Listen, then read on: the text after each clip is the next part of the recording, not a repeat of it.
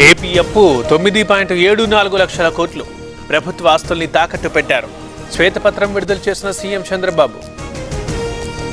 బాబు హయాంలోనే అప్పులు పెరిగాయి. మేం తెచ్చిన అప్పులు 12.9% మాత్రమే. చంద్రబాబుది తప్పుల పత్రమన్న జగన్. ప్రజల ఆకాంక్షలు నెరవేరుస్తున్నాం.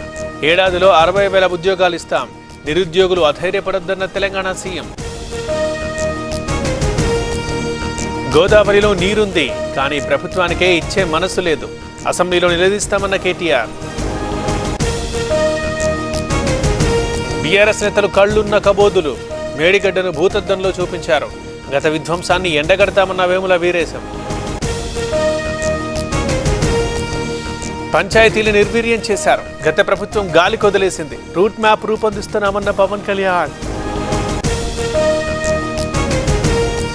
ఆలయ భూముల అన్యాక్రాంతంపై దృష్టి. ఉన్నత స్థాయి దర్యాప్తు జరిపిస్తాం.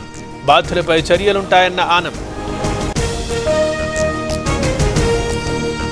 36 హత్యలు జరిగాయనంటున్నారు. పేర్లు అడిగితే ఇవ్వడం లేదంటున్న చంద్రబాబు. మదనపల్లె సబ్ కలెక్టర్ ఆఫీస్ని తగులబెట్టారన్న సీఎం. విపక్ష హోదా ఇస్తే నాకు మైక్ ఇవ్వాలి. మాట్లాడకుండా చేయడానికే హోదా ఇవ్వడం లేదు. బయట మీడియా ద్వారా మాట్లాడతానన్న జగన్. వ్యవసాయానికి పెద్దపీట వేశాం. పెండింగ్ ప్రాజెక్టులన్నీ పూర్తి చేస్తాం. కేసీఆర్ విమర్శలు తగవన్న కోమటిరెడ్డి. అప్పులకు కేసీఆరే బాధ్యుడు. కాళేశ్వరంలో లోపాలున్నాయి. వాస్తవాలన్నీ వెలుగులోకి వస్తాయన్న జీవన్ రెడ్డి. జెండాలు మారినా విధానాలు మారలేదు. కేంద్ర బడ్జెట్పై అసత్య ప్రచారం. ఎంపీ రఘునందన్ విమర్శలు.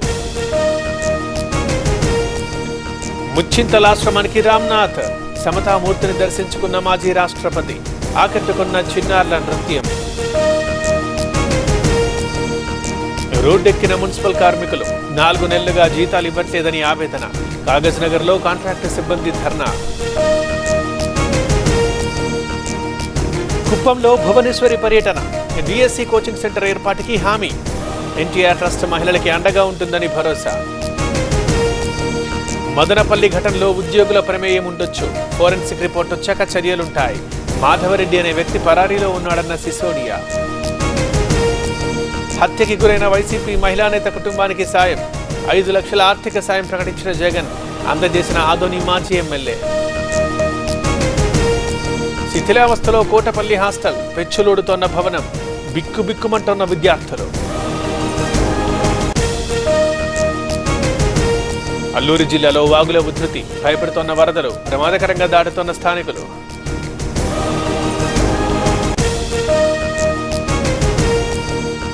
సింగరేణిలో నిలిచిన బొగ్గు ఉత్పత్తి. కోలాడ్లో నిల్వలు ఖాళీ.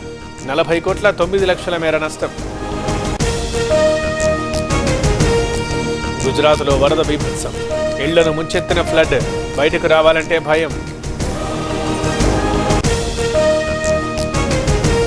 ఉత్తరాదిన భారీ వర్షాలు. ఢిల్లీ రోడ్లపై వరద. మహారాష్ట్రలో నీట మునిగిన పలు ప్రాంతాలు.